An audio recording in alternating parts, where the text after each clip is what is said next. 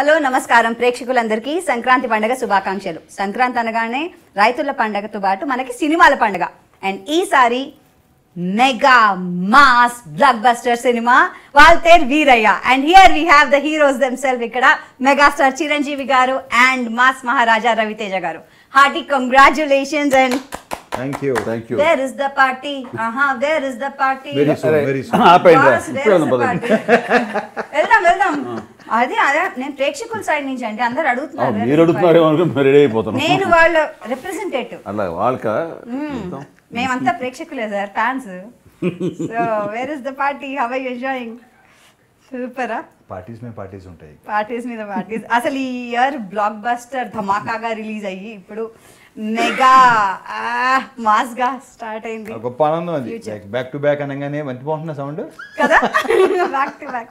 2022 ధమాకా తోటి ఓ super duper hit ఇచ్చి దాదాపు 100 క్లబ్లో తను చేరి మళ్ళీ ఇయర్ క్యాలెండర్ దాటింది 2023. మళ్ళీ నాతో చేరి ఇంకో బ్లాక్ బస్టర్ అసలు డబుల్ ధమాకా. కరెక్ట్ కొట్టాడు మా బ్రదర్. ఖచ్చితంగా అందరూ వెరీ వెరీ హ్యాపీ. తెలుస్తాను. గ్లో మెగాస్టార్ గారు మీరు చెప్పాలండి. మీరు ఒక సినిమా చేసి ఒక రికార్డ్ సృష్టించి మీ బ్లాక్ బస్టర్ ని, మీ రికార్డ్స్ ని మీరే మళ్ళీ కొత్త రికార్డ్స్ ఇస్తున్నారు. అది నేను చెప్తాను, మొదటి నుంచి జరుగుతుంది అదే కదా ఆల్ ది టైం. దాని బ్లాక్ బస్టర్స్ని బట్టి ఆన్సర్ చెప్పలేను. మంచి కథలను బట్టి మనం చేసుకుంటూ వెళ్ళిపోదాం అనే దాంట్లో అలా ఇట్ హ్యాపెన్స్ అంతే. రవితేజ గారు మీరు చూస్తున్నారు, ఒక ఫ్రెండ్ గా నటించారు. ఫస్ట్ విజయవాడ నుంచి స్టార్ట్ చేస్తే మనం ఒక రవి నువ్వు విజయవాడ నుంచి బాంబేలో, బాంబే నుంచి కొన్నాళ్ళు విజయవాడ వచ్చావా? స్కూలింగ్ అంత అయిన తర్వాత విజయవాడ వచ్చాం. స్కూల్ బాంబే అంత అయిపోయిన తర్వాత విజయవాడ వచ్చాం. తను నాతోటి ఆయుష్గా గుండాల చేశాడు, నా స్నేహితుడుగా. అప్పుడు ఆల్మోస్ట్ న్యూ కొత్త అప్పుడే వచ్చాను. అప్పుడు చాలా ఇదిగా అవుతుండేవాడు. సరే బాస్ వేర్ ఇస్ పార్టీ అంటే అప్పుడు కూడా కొంత హిందీ యాక్టర్ మేము అంతా కలిపి మా హనీ హౌస్లో తీసుకొచ్చిన పార్టీ ఇచ్చేవాడిని. అసలు నాకు అంటే ఇక్కడ చెప్పనా, నా కాన్ఫిడెన్స్ లెవెల్ పెట్టడానికి మీకు పెరగడానికి కూడా చెప్తాను. ఈయన సుప్రీం హీరో.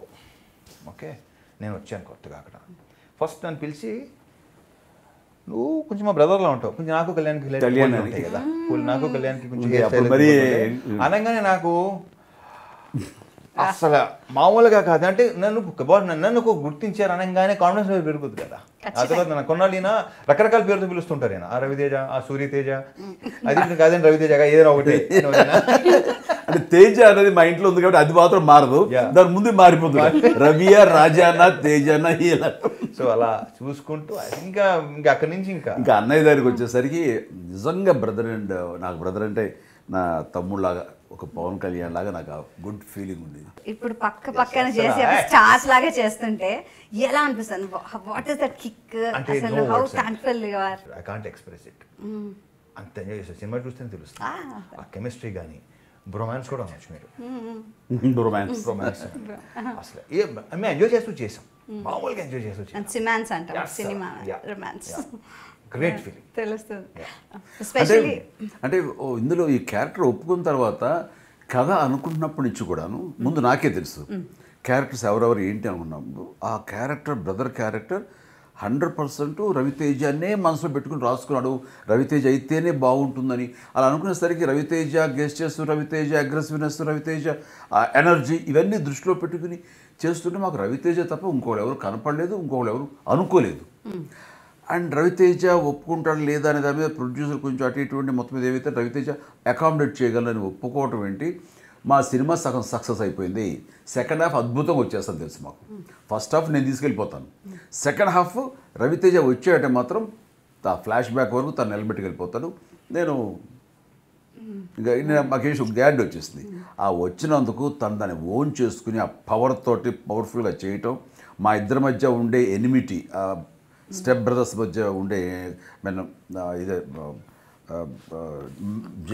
లేదు చెప్పట్లేదు, మింగేశాను. టామ్ అండ్ జెర్రీలో చిన్న గొడవ పట్ల అవి ట్రైలర్ కూడా చూపించాలి, చెప్పచ్చు. దాని మీద చెప్పాను అంతే.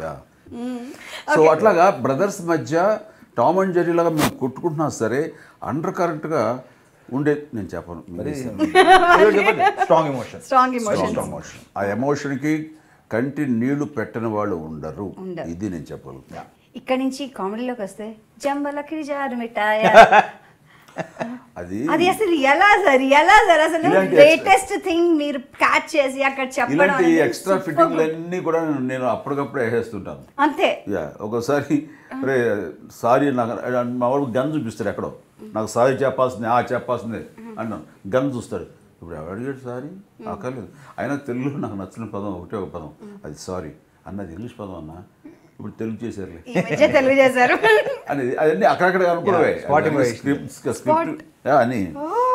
శ్రీనివాసరావు రెడ్డి కూడా తెలియదు ఏంటి అన్నాడు అన్న, తెలుగు పదం అది ఇంగ్లీష్ పదం కదన్నా అంటాడు. నువ్వు అను చాలు అనేసి ఇట్లాగా అప్పటికప్పుడు అనుకుని చాలా ఉంటాయి. రవితేజది ఒక చోట ఒక వాల్ పోస్టర్ సీన్ ఉంటుంది. ఆ వాల్ పోస్టర్లో ఏదో గొడ్డ ఇచ్చారు రోడ్డు మీద, ఆ గొడ్డతోటి తుడిచే కంటే లేదు అంటూ, నేను నా పంచితో తుడిస్తే ఆ అందం వేరు, ఆ ఎఫెక్షన్ వేరు అంటూ పంచితో తుడిచి చేస్తే బాబీ మీరు చేస్తున్నారు అట్లా చాలా బాగుందని తను అంటాం. అన్నాడు కదా అని నా తమ్ముడు అంటంలో తోటి హీరో, నాకు తోటి హీరో చేస్తున్నా సరే నేను అంతా ఇన్వాల్వ్ అయిపోతాను, అంత ఎలివేట్ చేయక్కర్లా. అయినా సరే అని ముద్దు పెట్టేవాడికి ప్రేమ కురిపిస్తుంటే నిజంగా బ్రదర్ అన్న ఫీలింగ్ లేకపోతే రవితేజ మీద నేను అన్నీ చేసేవాడు లేదు నాకు తెలియదు. కానీ అక్కడ చేశానంటే రవి మీద ఉన్న ప్రేమే. అదే అంటున్నాను, రవితేజ కాకపోతే ఇది ఇది ఇది ఇంతగా ఆకట్టుకోదు ఈ సీన్. అవతల వాళ్ళు యాక్ట్ చేసేవాడు, నేను బాగా నటించేవాడిని. బాగా చెప్పారు రవితేజ గారు. మీరు చెప్పాలి, మీరు కూడా బాక్సులు బద్దలయ్యాయి, ఫేస్ టర్నింగ్ ఇచ్చుకో అన్ని వాడేశారు కదా మా సర్వి. నేను తందు వాడుకోవాలా? నేను వాడానుగా. అది బాగా అనుకున్నది, రాసుకున్నది అనుకున్నది మాకు చెప్పాడు. చెప్పిన తర్వాత మాకు గుర్తున్న డైలాగ్ తన సినిమాలు ఇడియట్లోది. సరే నా డైలాగ్ బాగా పాపులర్, తను ఆ డైలాగ్ బాక్స్ బద్దలైపోతాయన్న ఇవన్నీ అనుకుని చేసినాయి. But within the purview of the scene permissible వరకు దాని అందంగా దాన్ని పొందుపరిచాడు. అందుకు మాకు ఇష్టమైంది. మరో మాట మాట్లాడు. The credit goes to Bobby.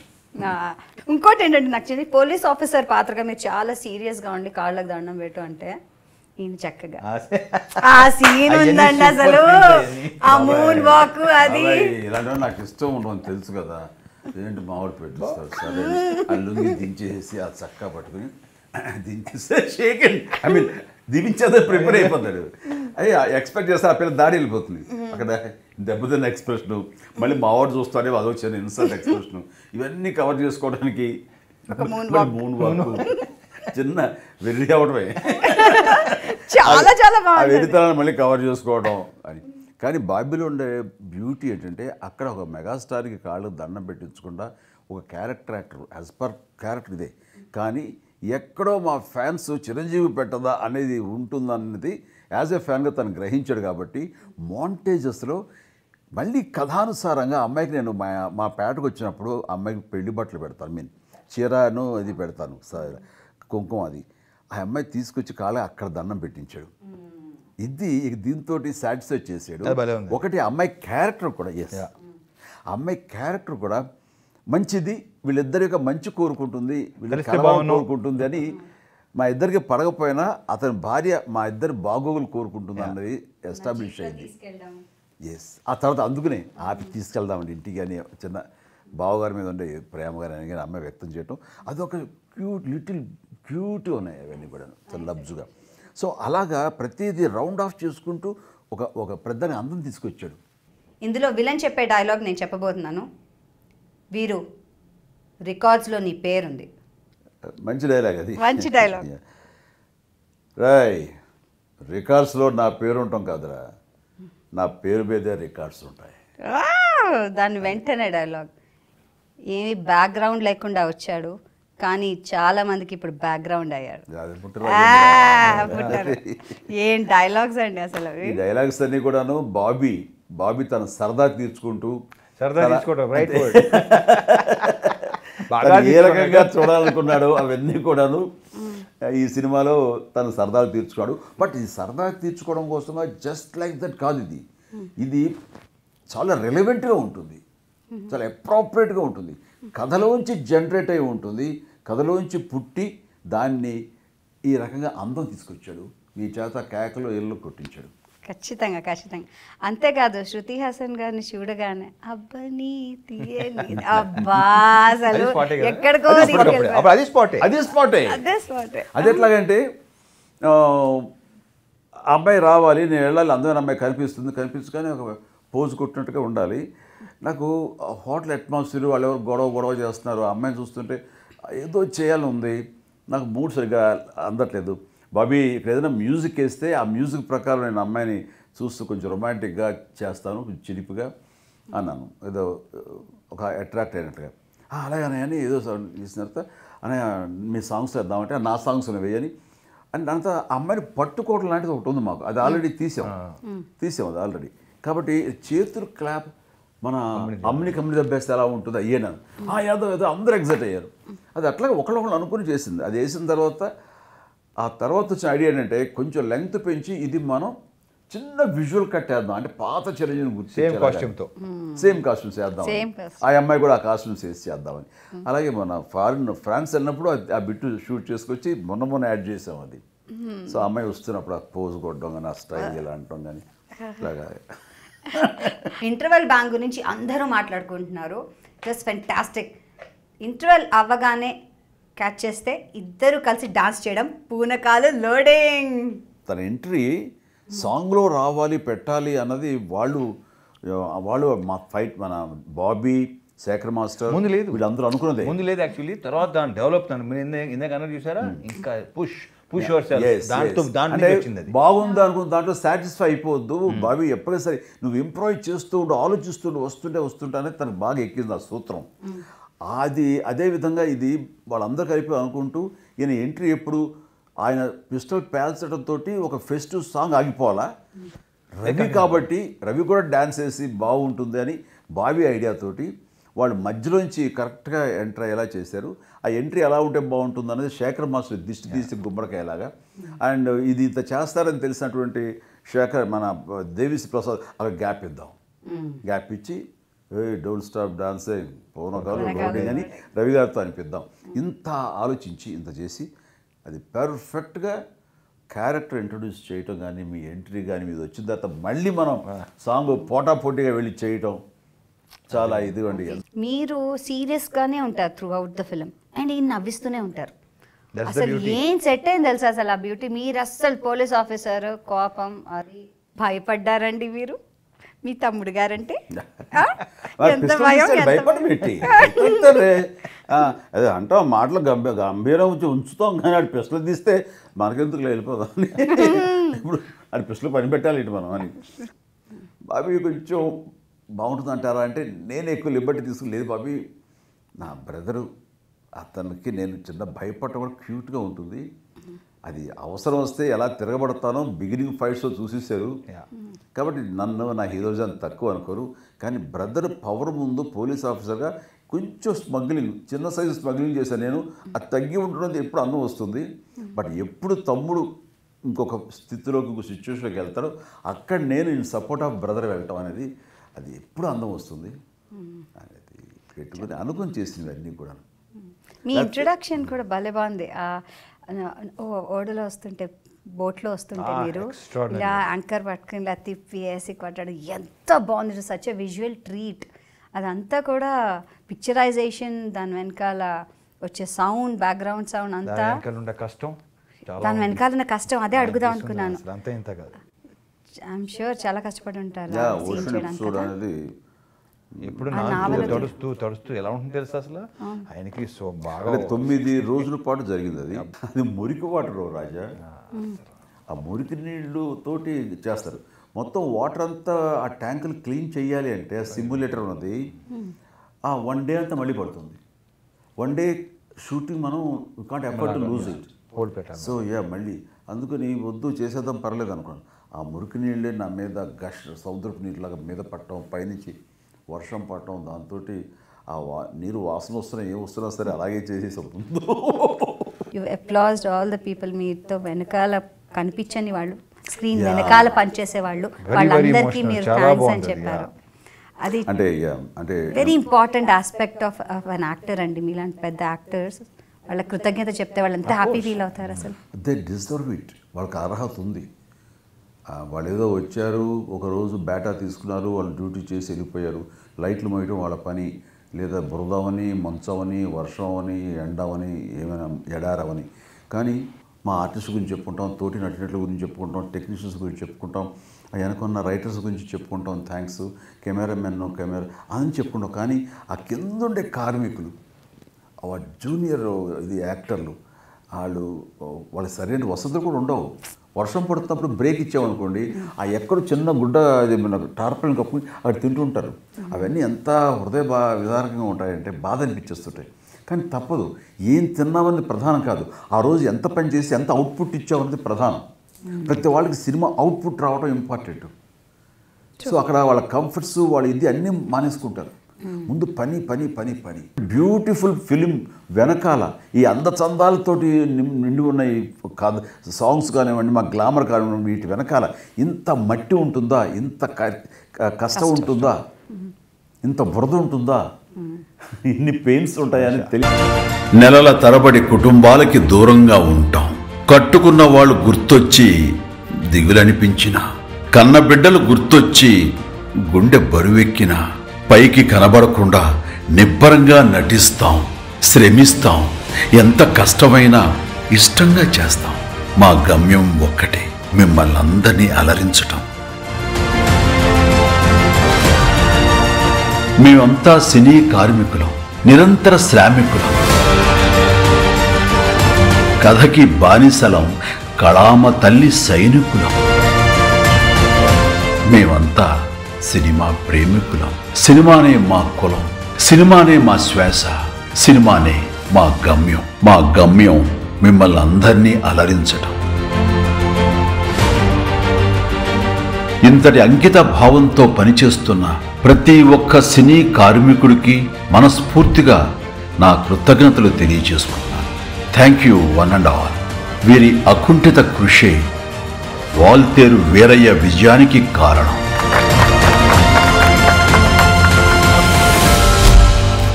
మీ చిరంజీవి.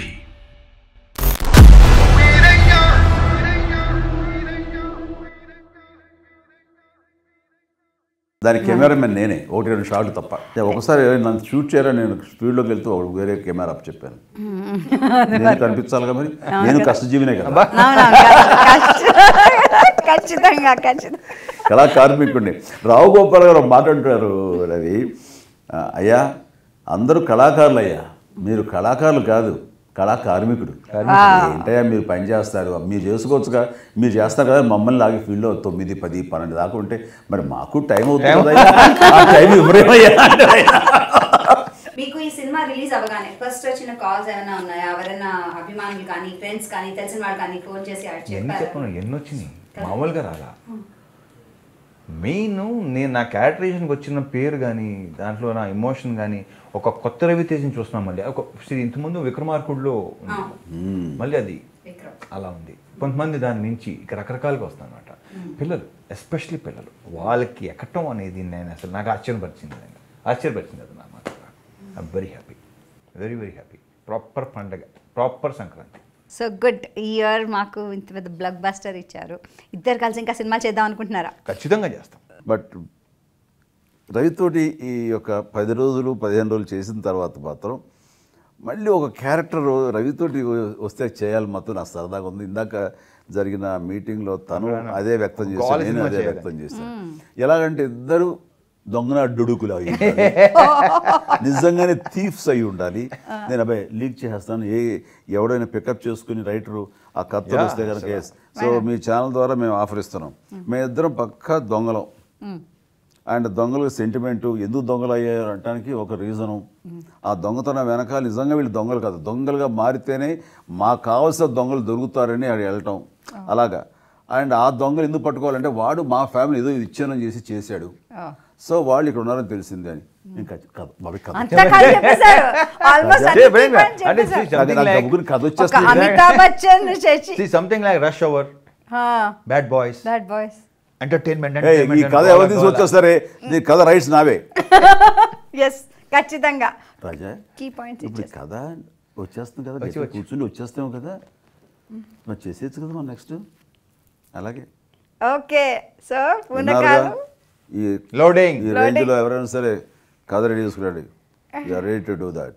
ఆ పని మీద ఉన్నామా నాన్న? Okay so don't stop dancing పూనకాలు లోడింగ్. మీరు యంగ్స్టర్స్తో పనిచేసేటప్పుడు వాళ్ళకి సలహాలు ఇస్తారా? స్పెషల్లీ ఈ వాల్తేర్ వీరయ్యలో మీరు డైరెక్టర్ గారికి ఏమైనా సలహాలు ఇచ్చారా? ఎస్ డెఫినెట్ అనిపిస్తుంది. ఇప్పుడు ఒక సేయింగ్ ఉంది కదండి, old wine in a new bottle. ఎప్పుడు ఆకర్షణీయంగా ఉంటుంది అది. అండ్ ఈయన ఎప్పుడు యంగే, బాబీ లాంటి పని ఇంకా యంగ్ అయిపోతారు. You can see that. వాళ్ళ మోడర్న్ కాంటెంపరీ థాట్స్ అది టెక్నికల్గా హెల్ప్ అవుతుంది, వాళ్ళ ఆలోచనలో సీన్ కన్సీవ్ చేయడంలో హెల్ప్ అవుతుంది, నా బాడీ లాంగ్వేజ్గా నన్ను మోల్డ్ చేయడంలో హెల్ప్ అవుతుంది. సో నాకు తెలిసిన విధానం ఒకటి ఉంటుంది, రెండో విధానంలో కూడా వాళ్ళు నన్ను మోల్డ్ చేయొచ్చు అలా. ఎందుకంటే నేను ఎప్పుడు నాకు తెలిసిందే చేస్తాను, ఇదే యాక్టింగ్ అంటే తెలుస్తా అని ఎప్పుడు వాళ్ళు నేను హుకుం జారీ చేయను.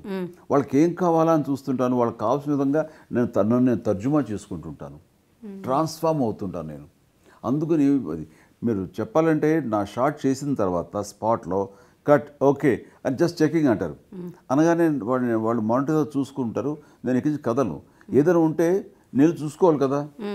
నో, డిసైడ్ చేసేవాడు డైరెక్టర్, వాడు చెప్పాలి. లేదా ఆ డ్యాన్స్ మూమెంట్ అయితే డ్యాన్స్ మాస్టర్ చెప్పాలి, ఫైట్ మాస్టర్ చెప్పాలి. వాళ్ళ కోసం ఎదురు చూస్తారు. వాళ్ళు అంటే నాకు అర్థమైపోతుంది చెప్పబోతారు తప్పు, నాకు తెలుసు, నాకు అర్థమైపోతుంది తప్పు నాకు తెలుసు. ఎందుకంటే నాకున్న ఎక్స్పీరియన్స్లో నేను యాక్ట్ చేస్తూనే అద్దంలో చూసుకున్నట్టుగానే ఉంటుంది నాకు.